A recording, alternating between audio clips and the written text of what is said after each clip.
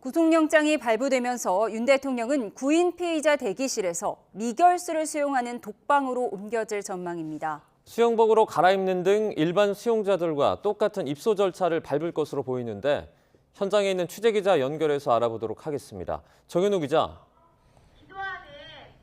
네, 서울구치소에 나와 있습니다. 네, 윤 대통령 언제쯤 정식으로 구치소 입소 절차를 밟게 되나요?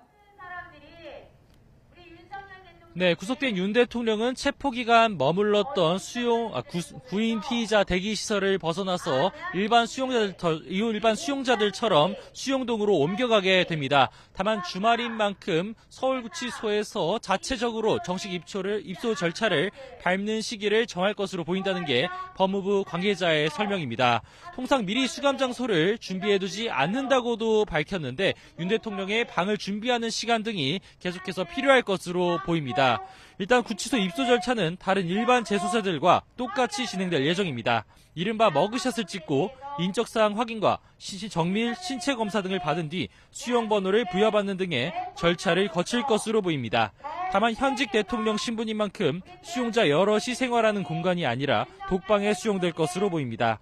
과거 박근혜 전 대통령도 서울구치소 3평 남짓한 독방에, 이명박 전 대통령도 서울 동부구치소에 있는 비슷한 크기의 독방에서 생활했습니다.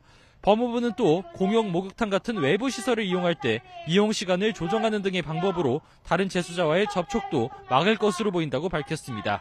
또 윤 대통령이 수사기관에 나가 조사를 받을 땐 어제 영장심사를 받으러 나섰을 때처럼 경호처 차량이 아닌 법무부 호송차를 이용하게 됩니다. 네, 구치소 앞의 상황도 설명해 주시죠. 네, 영장 발부 전에 잠시 쉬어갔었던 일부 윤 대통령 지지자들 가운데 일부가 다시 새벽부터 나와서 집회를 이어가고 있습니다. 침통한 표정을 앞서 숨기지도 못했는데 일단 윤 대통령에게 힘내라 등의 구호 등을 계속해서 외치고 있습니다. 앞서 구치소 앞 한쪽에서 윤 대통령 탄핵 찬성을 주장하는 사람들도 모여서 집회를 진행했습니다. 구속영장 발부 소식을 사회자가 정하자마자 다들 크게 환호성을 지르면서 정반대 분위기를 보였습니다.